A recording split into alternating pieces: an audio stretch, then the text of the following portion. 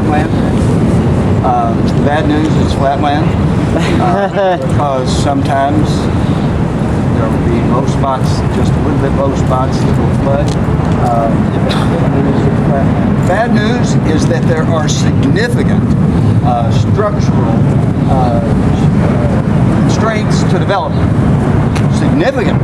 I mean, we can't go too far east or we'll run into the interstate highway. We can't go more than 180 yards that way and we run into a railroad track. We go south and you've got double railroad tracks. You go west, you got railroad tracks. You see what I mean? And so you're going to have to use imagination in getting over those borders. There are significant borders to this campus. And so, well, what do? Well, the president's swaying student activity building there has two parts. One part here and one part here, and so you get over the railroad track. You got three underpasses, dismal as they are. You've got a pedestrian overpass on the east. You've got a pedestrian overpass on the west. You've got a brand new overpass on the south end, Belknap Boulevard, that goes over the railroad tracks, right? I mean, you've got significant challenges. These are all constraints. You see what I mean? Borders, they're constraints, constrictions. And so we've had to use imagination in order to try to deal with that. Speaking of color, there was an African-American neighborhood historically called the Bottoms. Bottoms? What's the name of that street right there where that car's on? That's Brook Street. It's no accident. There was a brook on Brook Street. And so the Bottoms was that low-lying land that's headed out that way that's connected to the Fort Hill and Meriwether neighborhood, which also have a significant African-American population. Speaking of color, I suspect this is the only building on campus that's named for African-American couple, Woodford and Harriet Porter. This part of campus is essentially 1980. Yep. Because here in a little bit, we're going to stand on the new campus and the old campus, and we're going to straddle that borderline between an old campus and a new campus. But this is kind of the extent, the southern extent of the new campus as far as major buildings are concerned, except for the plan. We've had several campus plans in time when we first got to this campus, and I'll say more about that. In 1925, we hired Allied Architects, and they designed the first major building, which is our administration building in 1925. And then 12 years later, we hired Jens Frederick, it'll come to me in a minute, starts with an L, but it'll come here in a minute. We had a major campus plan, and a couple of buildings got built by that campus plan. Now, I think we don't have a campus plan by some major design or landscape or design firm that did it, but I do think we have a plan, don't we? Most of the fresh beds are either that way, but the multitude of fresh beds are that way on the very far western periphery of campus, and we haven't built a dormitory that we paid for in how long? Probably 25 years, you think? 20 years? 92. All of these, which one's the last one? 92, Louisville Hall. Louisville Hall, right. So the rest of them are all built by stockholders who are hoping to make a profit. And Lord only knows, what, over 4,000 beds maybe? At least 5,000? In the affiliate, with the affiliates, yes. Yeah, so that's Like a 6,000. lot of fresh beds.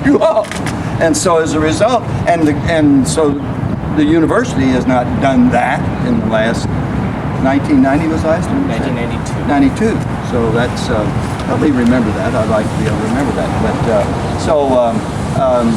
so we've got a lot of fresh beds, but according to, I'll tell you another part of the plan that astounds me, and that is we decided probably not to build a whole lot of parking garages. Speed built one, but instead we do peripheral parking with shuttle buses. That's because, as we'll learn here in a little bit, the railroad company left town. And when they did, they left us they left a piece of contaminated land that was a mile long. Oil, gasoline, toxic, every kind of tooling, every kind of petrochemical substance in the ground. And we got permission to put a big layer on top so the football players could play there. And then we also do our shuttle parking there, right? On that old L&N shops, car shops, and massive railroad yard land, right? So we've got the bottoms over here, we've got constraints there, and we've got a massive neighborhood! Lord help my soul. I tried to make up a figure on my way over here, and I'll make it up again. And I'll be close to right. 861 houses, 27 businesses, 9 churches, all there. All there. Made every number I just gave you up, but I'll bet you I'm close. Right? And so in the neighborhood, for crying out loud, there's streets, right? Here's Brandeis Street. This is not a university corridor.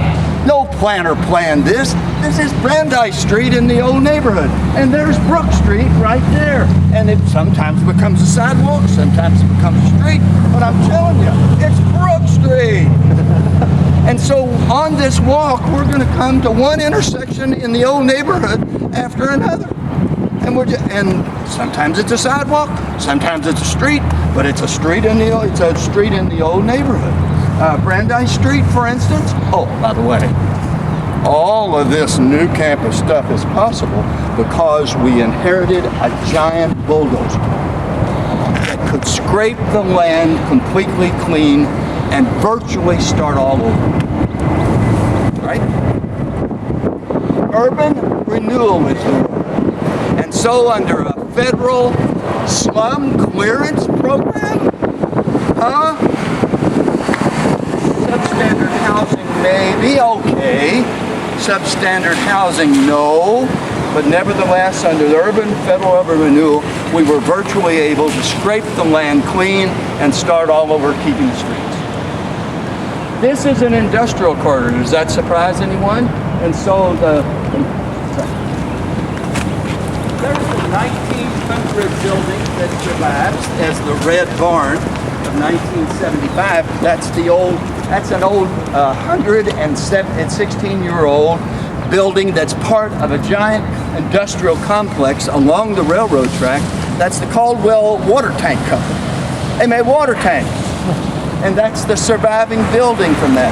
The university uses 5 other warehouse industrial buildings along that railroad, along that Brook Street corridor to this day. So you had commercial, industrial. That's a 1950 building right there in the neighborhood, here close to the commercial industrial complex. That building was 1950, served the Builders Exchange, which was a consortium of builders that exchanged plans and ideas and that sort of thing. So this is in the old neighborhood. So you've got industrial corridor, you've got us still using 5 of those buildings. Neil LaVille Supply, heavy industrial supply company. I'll call it the John M. Houchins building. The service building, Brandeis Machinery, and 3 others along the way. And so these are buildings that we, 3 others, I said 3. We've got Caldwell Tank, the old Bearings Incorporated building. Not sure how that's being used just across from the post office. And then Houchins, and then Brandeis service building, and then Fairfax. Well, that's however you get there. Close to 5. So we're walking in the old neighborhood with 867 houses, whatever the number is. But I'm telling you, this is an old neighborhood. And we did not scrape every building off the face of the earth. That building's there. Caldwell Tank building is there. There's even one house left in the old neighborhood.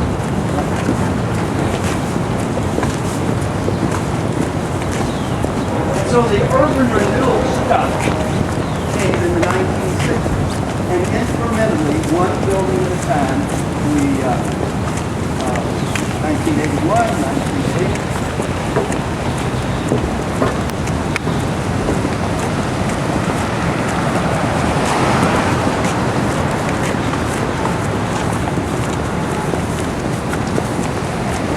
Can we agree that if you got got a lot of dirty work going on along the railroad corridors, you're going to need a shower after work, right? Right. It makes sense to me. Well, let's go this way. Indelicate there.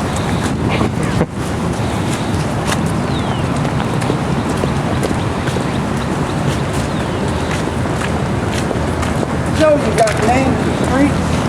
Oh, here we are, standing right here at the corner.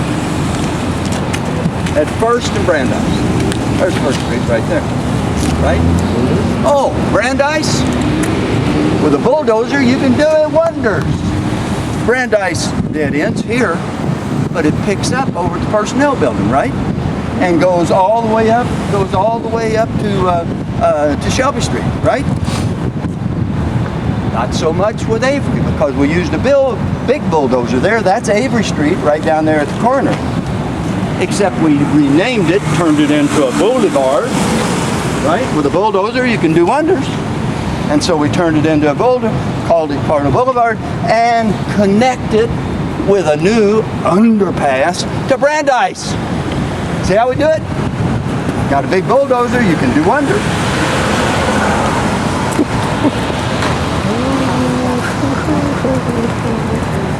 And so, you've got to fill out this campus from the 1960s, what do we say, 80s? Yeah, in about a 20-year period, you fill out the old neighborhood.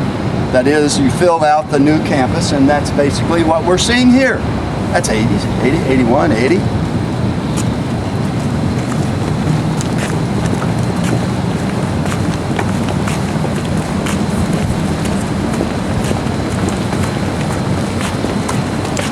Now that's the Gaines Science Center and Planetarium.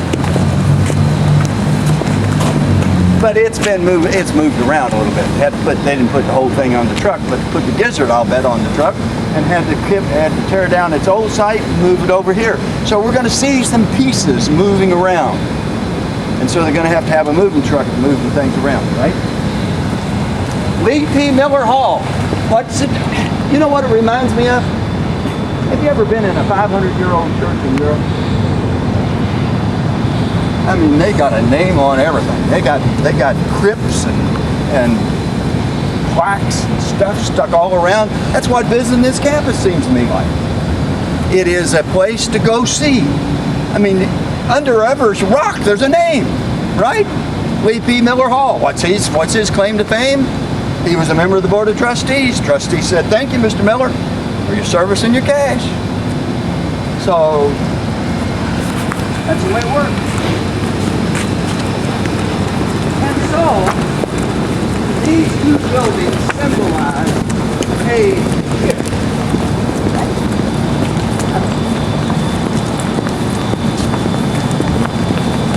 This is President Davidson and his wife Hall. On the other side is President Strickler Hall. 1974, what's that mean? That means that the state architects, before we kind of got loose, after we got tied down in a deal, the deal is 1970, and that's the big shift.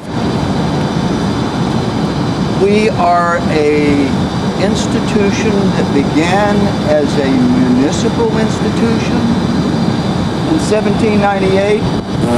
No. Jefferson Seminary didn't open until 1813, and it was only open about 13 years. Died in 1826, but someone with creativity, imagination, and inspiration searched the historical records and said, "Get ready for your class ring and your diploma." Said, some of the physical assets of the civically supported seminary. Don't think Bible study. Think civic supported liberal arts education seminary. That's a 19th century word. And so think that. That seminary only opened about 13 years, but some of the physical assets of that seminary were sold to benefit in 1837 the Louisville Medical Institute, and a year later the Louisville Collegiate Institute, and that's just enough with a dotted line ancestry to say University of Louisville. Word is used 9 years later in 1846.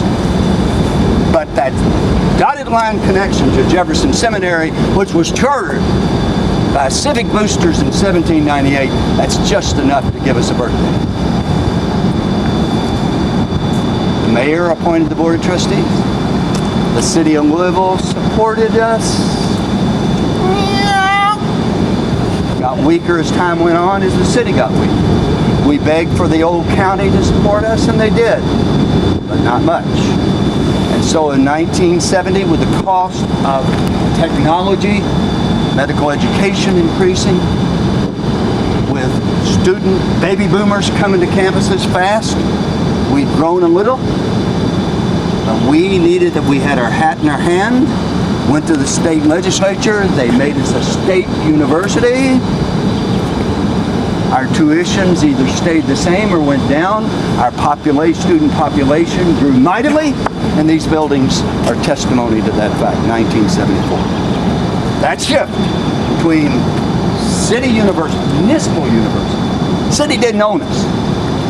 It's hard to describe. I'm not even sure there are good words to describe.